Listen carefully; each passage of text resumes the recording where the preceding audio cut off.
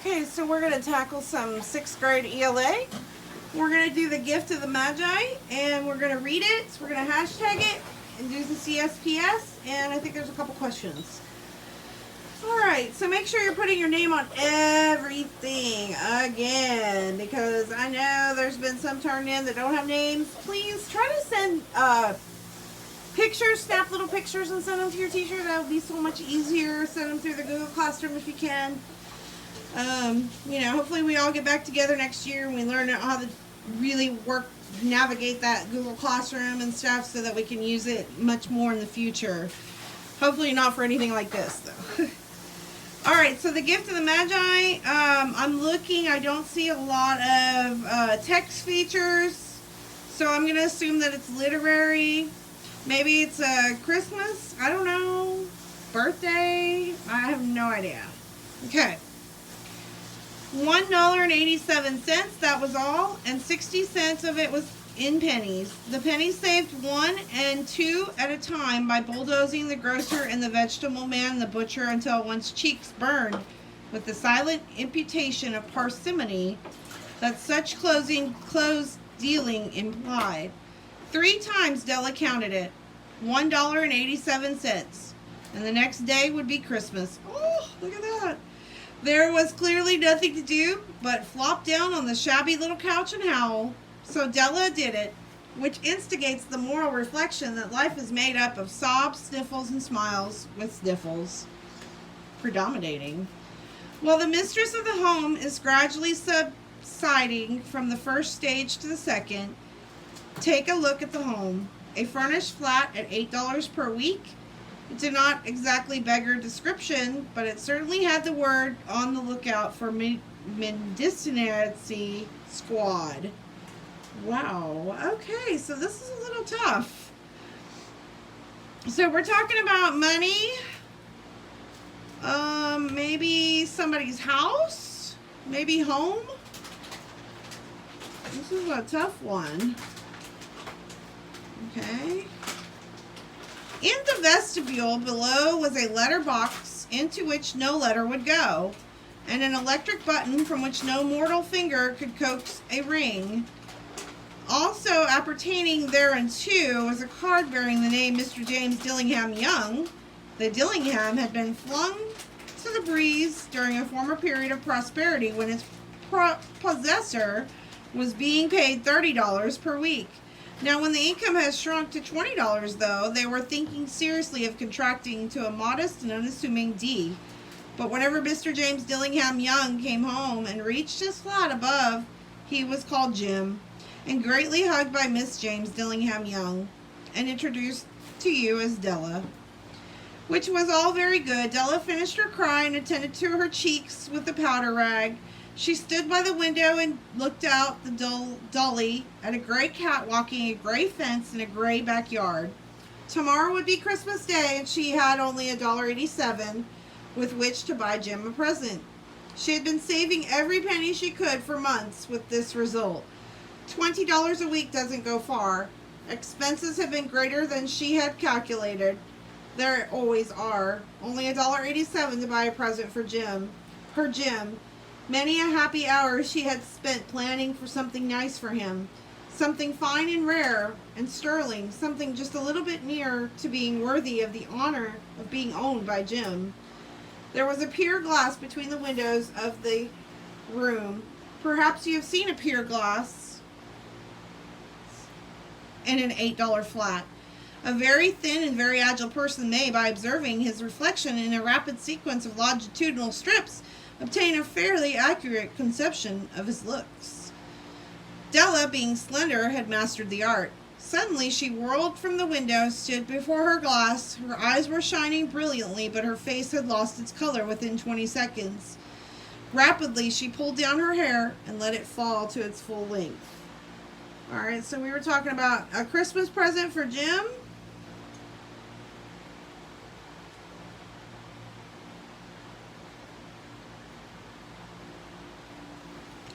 Now there were 2 possessions of the James Dillingham Youngs in which they both took a mighty pride. One was Jim's gold watch that had been his father's and his grandfather's. The other was Della's hair. She had the Queen of Sheba lived in the flat across from the air shaft, Della would have to let her hair hang out the window someday to dry just to deprecate Her Majesty's jewels and gifts. Had King Solomon been the janitor, with all his treasures piled up in the basement, Jim would have pulled out his watch every time he passed, just to see him pluck his beard from envy. So we've got a watch and hair.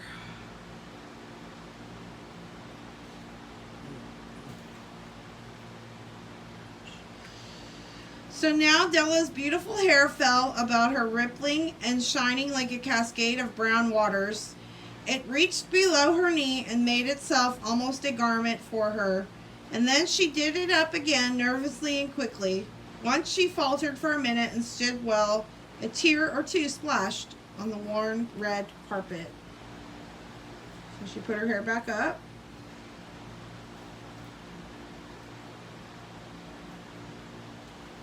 On went her old brown jacket, on went her old brown hat. With a whirl of skirts and with the brilliant sparkles still in her eyes, she fluttered out the door and down the stairs to the street, where she stopped. The sign read, Ma'am Sofroni, hair goods of all kinds. One flight up, Della ran and collected herself, panting.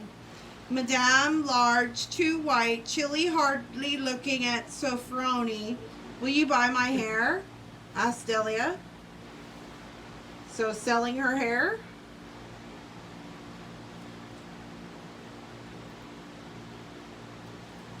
I buy hair, said Madame. Take your hat off and let's have a sight at the looks of it. Down rippled the brown cascade. $20, said Madame, lifting the mass with practiced hand. Give it to me quick, said Della. Oh, and the next 2 hours tripped by rosy wings. Forget the hash metaphor. She was ransacking the stores for Jim's present. She found it at last. It surely had been made for Jim and no one else. Bought Jim gift.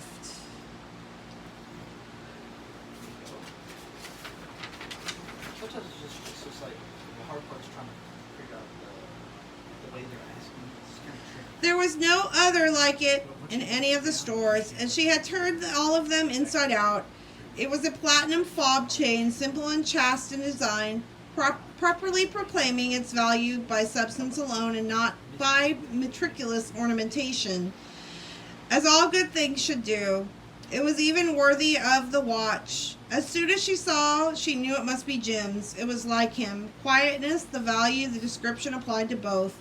$21 they took from her for it, and she hurried home with the 87 cents. With that chain on his watch, Jim might be properly anxious about the time at any company. Grand as the watch was, he sometimes looked at it on the sly account of the old leather strap that he used to place the chain. Okay, so she bought a chain. When Della reached home, her intoxication gave way to a little prudence and reason. She got out her curling irons and lighted the gas and went to work repairing the ravages made by generosity added to love, which is always a tremendous task, dear friends, a mammoth task. Within 40 minutes, her head was covered with tiny, close-lying curls that made her look wonderfully like a truant schoolboy. She looked at her reflection in the mirror long, carefully, and critically. If Jim doesn't kill me, she said to herself, before he takes a second look at me, he'll say I look like a Coney Island chorus girl. But what could I do? Oh, what could I do with $1.87? At 7 o'clock, the coffee was made and the frying pan was on the back of the stove, hot and ready to cook the chops. Jim was never late. Della doubled the fob chain in her hand and sat at the corner of the table near the door that he always entered. Then she heard his step on the stairway down the first flight, and she turned white for just a moment. She had a habit of saying a little silent prayer about the simplest everyday things, and now she whispered, Please, God, make him think I am still pretty. The door opened and Jim stepped in and closed it. He looked thin and very serious, poor fellow. He was only 22 and burdened with the family. He needed a new overcoat and he was without gloves. Jim stopped inside the door as immovable as a setter on the scent of a quail. His eyes were fixed upon Della, and there was an expression in them that she could not read. and it terrified her. It was not anger, nor surprise, nor disapproval, nor horror, nor any of the sentiments that she had been prepared for. He simply stared at her fixedly with that peculiar expression on his face. Della wriggled off the table and went to him. "Jim, darling," she cried, "don't look at me that way. I had my hair cut off and sold because I couldn't have lived through Christmas without giving you a present. I'll grow it out again. You won't mind, will you? I just had to do it. My hair grows awfully fast. Say Merry Christmas, Jim, and let's be happy. You don't know what a beautiful, nice gift I've gotten for you." "You've cut off your hair?" asked Jim laboriously, as if he had not arrived at the patent fact yet after the hardest mental labor. "Cut it off and sold it," said Della. "Don't you like me just as well anyhow? I'm me without my hair, ain't I?" Jim looked about the room curiously. "You say your hair is gone?" he said, with an air almost idiocy. "You needn't look for it," said Della. "It's sold, I tell you. Sold and gone, too. It's Christmas Eve, boy. Be good to me, for it went for you. Maybe the hairs of my head were numbered," she went on with a sudden serious sweetness. "But nobody could ever count my love for you. Shall I put the chops on, Jim?" So he comes home. This is a tough one. Let me tell you, I'm glad I'm reading it to you, because this one's a rough one. Out of his trance, Jim seemed quickly to wake. He enfolded his Della. For 10 seconds, let us regard with discreet scrutiny some inconsequential object in the other direction. $8 a week or $1 million a year, what's the difference? A mathematician or a wit would give you the wrong answer. The Magi brought valuable gifts, but that was not among them. This dark assertion will be illuminated later on. Jim threw a package from his overcoat pocket and threw it upon the table. "Don't make any mistake, Dell," he said, "about me. I don't think there's anything in the way of a haircut or shave or shampoo that could make me like my girl any less. But if you'll unwrap that package, you may see why you had me going for a while at first." White fingers nimble tore at the string of the paper, and then an ecstatic scream of joy, and then, alas, a quick feminine change to hysterical tears and wails, necessitating the immediate employment of all the comforting powers of the lord of the flat. For there lay the set of combs, side and back, that Della had worshipped long in the Broadway window. Beautiful combs, pure tortoiseshell with jeweled rims. Just there, the shade to wear the beautiful vanished hair. They were expensive combs, she knew, and her heart had simply craved and yearned over them without the least hope of possession. And now they were hers, but the tresses that should have adorned the coveted ornaments were gone. But she hugged them to her bosom, and at length she was able to look up with dim eyes and smile and say, "My hair grows so fast, Jim."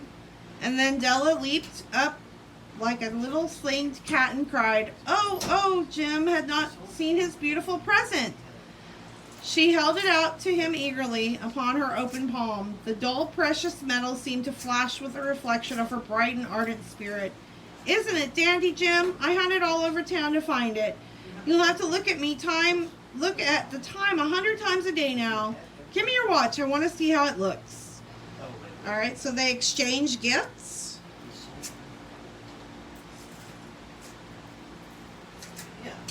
Instead of obeying, Jim tumbled down on the couch and put his hands under the back of his head and smiled. "Dell," said he, "let's put our Christmas presents away and keep them a while. They're too nice to use just at present. I sold the watch to get the money to buy your combs, and now suppose you put the chops on." The Magi, as you know, were wise men, wonderfully wise men, who brought gifts to the babe in the manger. They invented the art of giving Christmas presents. Being wise, their gifts were no doubt wise ones, possibly bearing the privilege of exchange in case of duplication. And here I've lamely related to you the uneventful chronicle of two foolish children in a flat who most unwisely sacrificed for each other the greatest treasures of their house.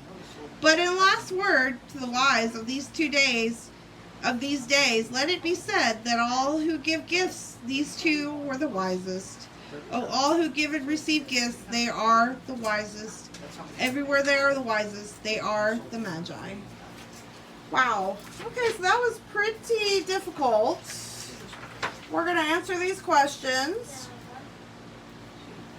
let's go ahead and number our paragraphs. This is 1,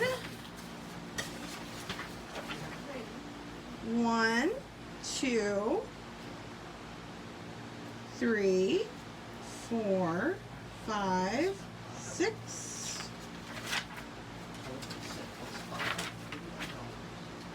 I think that was part of 6.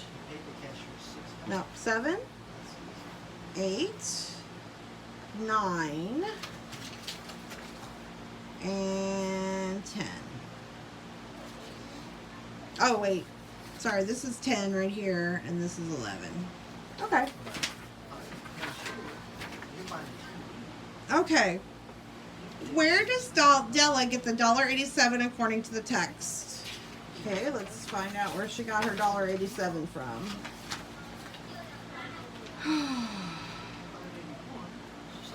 Alright, here we go.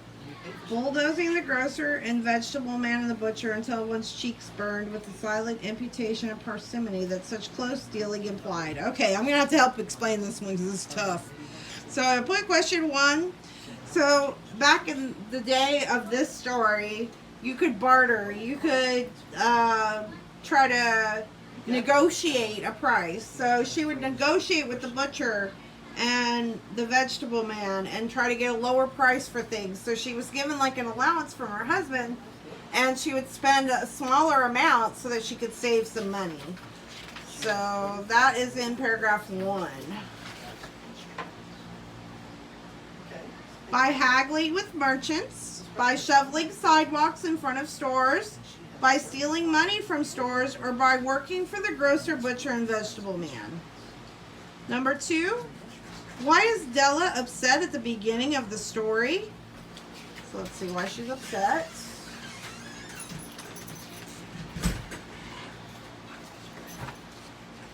Okay.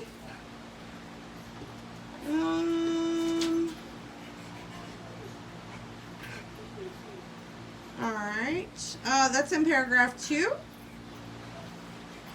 Right here. Question 2. Paragraph 2. She lost her job, shoveling in front of the stores on her block. She's been fighting with Jim. She doesn't have enough money to buy a present for him. Or she was recently arrested by the Medicincy Squad. 3. What are Jim and Della's most valued possessions? That's easy. That's in paragraph 3. That's question 3.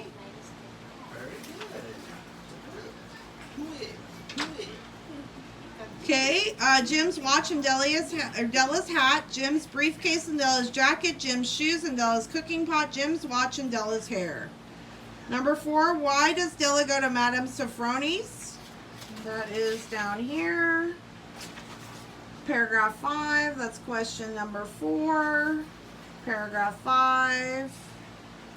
To look for work, to sell her hair, to beg for money, to shovel Madame Sofroni's sidewalk. Which figurative language technique is used in the following sentence? So it's all right here. We don't need to look it up. I couldn't have lived through Christmas without giving you a present. Is that a metaphor, personification, hyperbole, or understatement? Okay, understatement we don't talk about. So it's one of these. A metaphor compares. Is it comparing something? Personification makes non-human things like a person. Or hyperbole is like hyper. Okay? So which one is it? Number 6. Which best explains why Jim is so stunned when he first sees Della? Why is he stunned? Okay. So that didn't come till the very end. That came in here. Question number 6. That's also in paragraph 6. Right? Yeah. Paragraph 6. Okay, he doesn't know how his wife looks with short hair. He is shocked that he bought him such a nice gift. He doesn't recognize his wife, or he bought her a gift she can't use. Number 7. Which best describes the narrator's tone in this sentence from the last paragraph? So it tells us where it is and everything. We don't need to go back and find it. Being wise, their gifts were no doubt wise ones, possibly bearing the privilege of exchange in case of duplication. Is it humorous, serious, melancholy, or intolerant? Humorous, of course, is funny. Serious is serious. Melancholy is sad. And intolerant is like, don't agree. Okay, let me read it again. Being wise, their gifts were no doubt wise ones, possibly bearing the privilege of exchange in case of duplication. That was a tough one. That one's a tough one, too. Number 8, with which statement would the narrator most likely agree? So the writer of the story. Jim and Della's gifts were bad because they did not consider one another's needs. Jim and Della's gifts were good because they will each get a lot of use out of their nice gifts.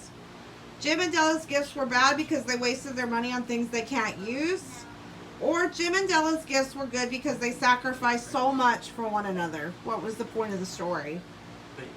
Number 9, which event happened last? Della bought Jim a gift. Della cried about having only $1.87.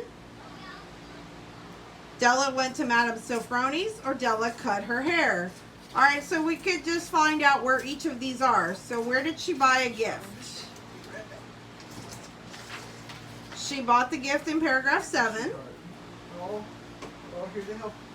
She cried about having $1.87. That was back in paragraph 2.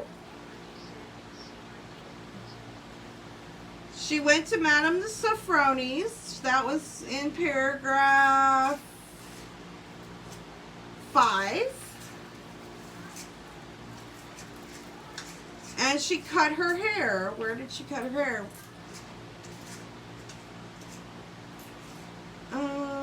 Paragraph 4? Okay, paragraph 5 again. So which one did she do last? Which statement best expresses the theme of the story? Make sure that you give people gifts they can actually use. Spending time with the people you love is more important than getting them gifts. The best gifts involve sacrifice. Don't waste your money on expensive gifts. All right, then we're going to do the CSPS. You do have to do that, and you're going to do the summary. So the characters are Jim and what's the wife's name? Della. The setting is mostly with Della at home. The problem is Della doesn't have enough money.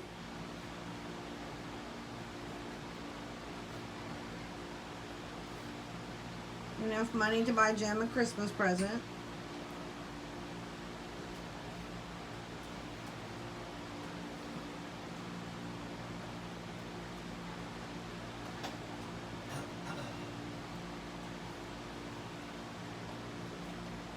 And what was the solution? Della cuts and sells her hair.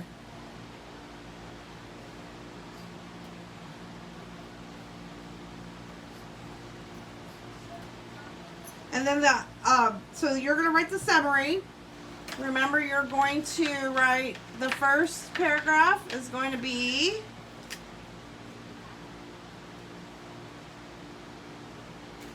this right here, and then you have this paragraph and this paragraph, or sentence, sentence, so you can have a full paragraph. And then, of course, there was another big event in the story, the whole irony, the whole, like, ha-ha moment of the story. That's down here. You're going to answer that. The irony of the gift of the Magi is the irony